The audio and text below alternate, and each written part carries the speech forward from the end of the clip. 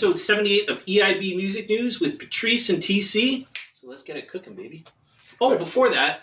oh, shit. I almost went right into the article and forgot. Where are we? Where are we today? I picked last time, you picked it this time. We're in Coachella. A lot of douches back there. God. Okay, let's get into it. It's amazing. I feel so... My status is just lifted. I know, right? Right? Hey, if we had... Hey, is that Selena Gomez? Or Rodrigo? Rodrigo. Yeah, that's right. Hey, what's up? Anyway, here's what's cooking today, baby. And we got some good articles today. Very heavy articles. All right. A federal jury in Manhattan ruled that Live Nation Entertainment and Ticketmaster operated an illegal, anti-competitive monopoly over major U.S. concert venues, potentially resulting in significant damages.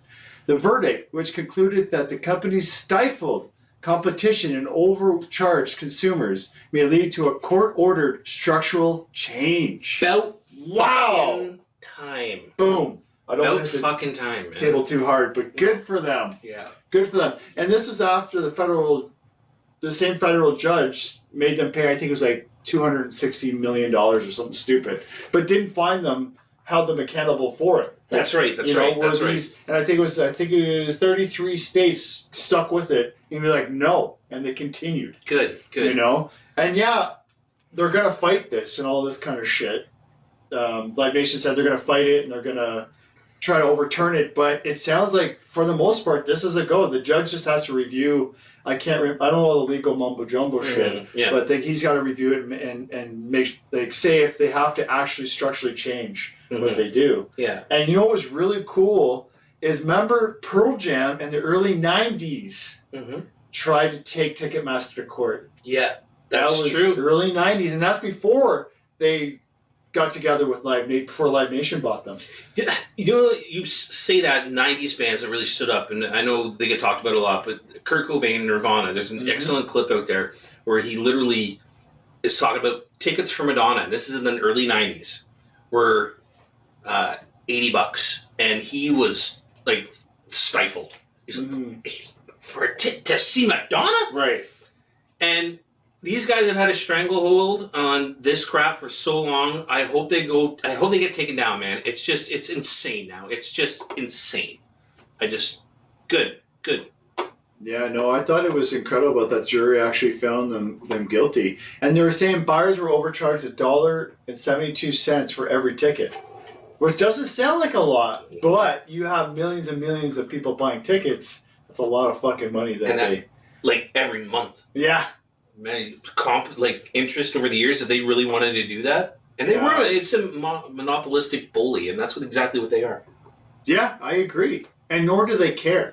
No, you know, and we're gonna get in the next article.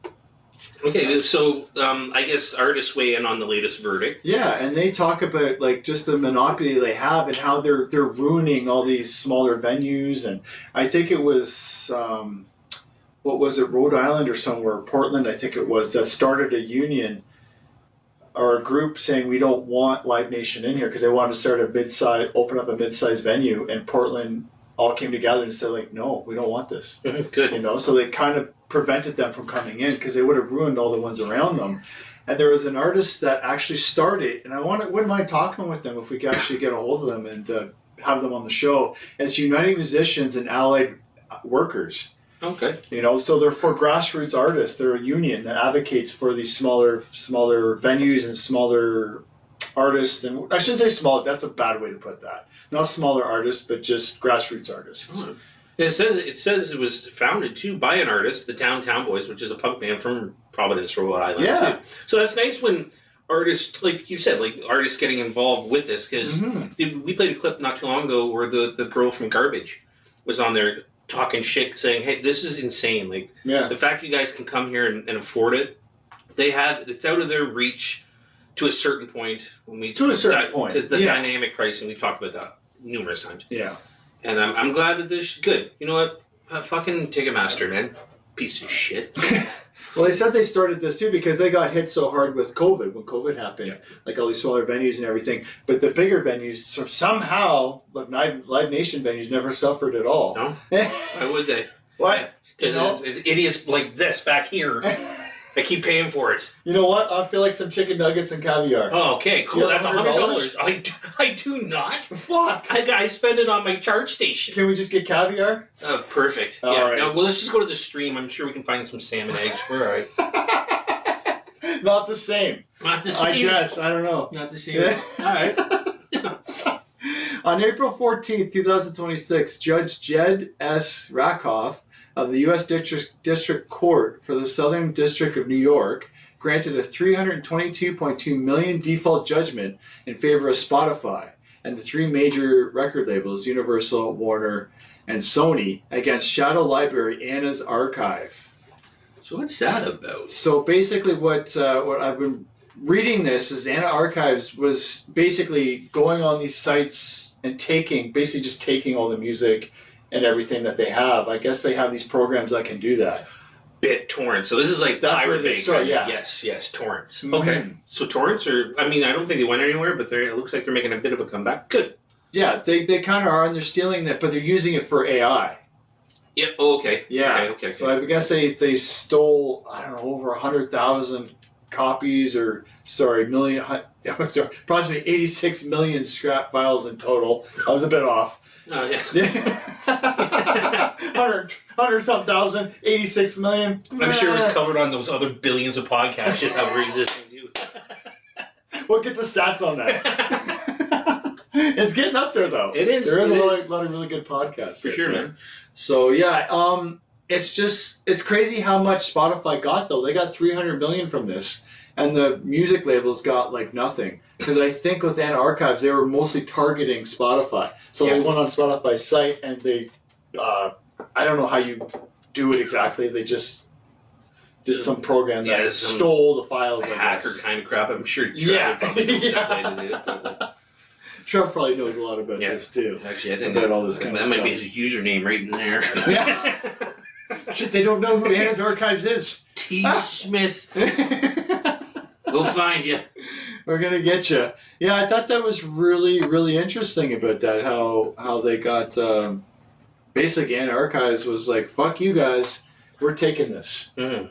You know. Yeah. And I don't know, man. At the end of the day, it's not these companies that get screwed; it's the artists that get screwed. And they always will. And they always will. As long as you have these big corporations like this, they're always going to outweigh the artists, which is crazy. Yeah, like we said, it's all about shareholders, man. It's not about anything else other than that. They don't care about. They have no creative bones in their body. Not at all. Nope. And nor do they care unless they see that dollar figure. Exactly. Unless they see their share or whatever the fuck it is go up. Like, what's his name? That Sir guy? Oh, Sir Lucian. Sir Lucian Green. From Universal Music. Yeah, that's right. He's drinking like this. Sir?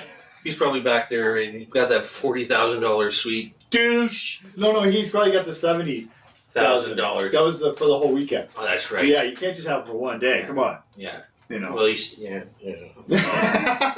All right, so the next article is about the music industry has reached a tipping point where AI is shifting from a feared disruptor to an integrated creative tool, according to this article, while AI-generated acts like Breaking Rust, achieve chart success, and the industry faces ongoing legal uncertainty regarding copyright in this Wild West phase of what we call AI slop. Yeah, that's a big term. That is, AI slop's been getting tossed around now, but I mean, so they're not allowed to make this money on AI slop, but you have no problem taking actual artists' songs.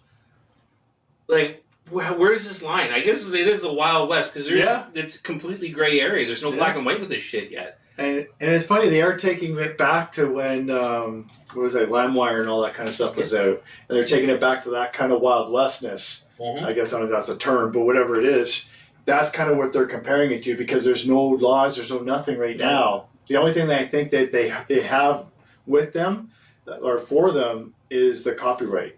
Yeah. That's the only thing I think they can really go by, but people are grabbing files from everywhere now. And now AI is grabbing AI files, so now... Yeah. It's beyond us almost. It's like when you make burn a CD and you made a copy of the copy and you make a copy. It's like that movie Michael Keaton Multiplicity. Yeah. Remember? Every clone he makes keeps getting stupider and more bland.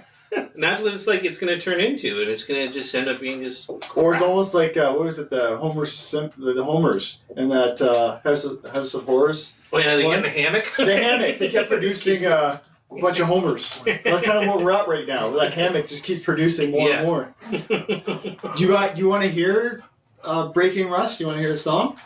Let's do it, man. All right, let's go. 'Cause I don't give a damn who don't like me. This world spins fast and time ain't free. We're all just sparks in the midnight sky, fading out slow, saying goodbye. So pour that whiskey, let it burn fine. Laugh at the scars that prove I'm alive. We're all just living on borrowed time. That's chart topping.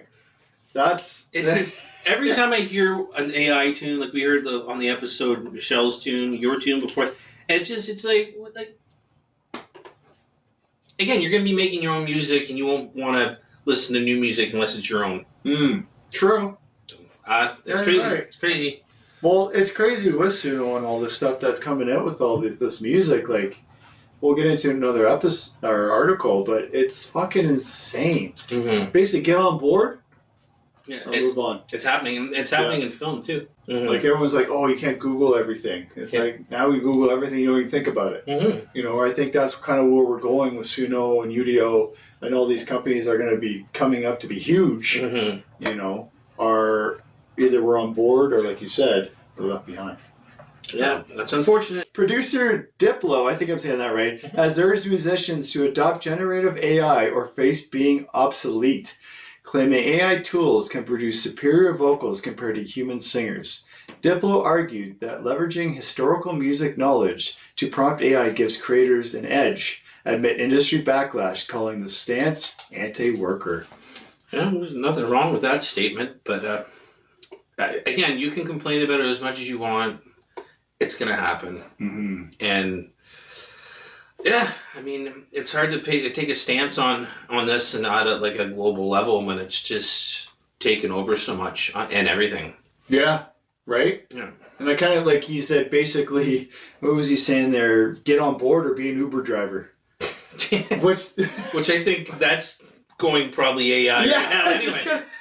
I was just saying that. Yeah. I was just thinking that. Yeah. But yeah. No, he was talking about this on this podcast, Behind the Wall. Fantastic podcast. Yeah. If you get a chance, check it out. Check ours out first, but definitely check out Behind the Wall podcast where he talks more in depth about this.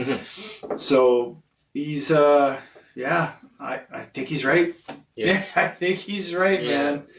Again, you're fucked. Well, and it all comes down. He's saying about, like he said in this article, so you want to be healthy, you healthy foods, but you want it cheap and you want to have it quick, right? So you don't want to spend the money, like all this money for a big production. You kind of want to keep it simple with just an AI tool or whatever. So you don't spend all this money, and you get it quick and you get it cheap and maximize your profits. Yeah, man. Like a cheap. Like I got a quote on trying to do an album that was $1,000 a song flat rate. That's a good deal. Where you can pay $9 for Suno for the month. And then there's a thing called some type of voice AI where it does an AI of your own voice, and that's $12 a month. So you literally drop a record in a month for less than $20. That's crazy. Or sorry, $21. So wow, that's insane. Yeah. Or $1,000. What are you gonna choose? Yeah. You're gonna choose. Like, whether you have millions of dollars or not, you're still gonna choose the $9 option. Because we all can't afford caviar. Oh my and god! Chicken nuggets. I only got 4. It said I was gonna get 5 chicken nuggets. Yeah. Bullshit. So you did this. Yeah. You did this, all of you jerks. Yeah, you. Yeah, that's right. Not us. Don't blame us. Don't blame us. Yeah. Yeah. Okay. All right. All right. Well, thanks for joining us on this episode 78 of EIB Music News, and catch you on the next one.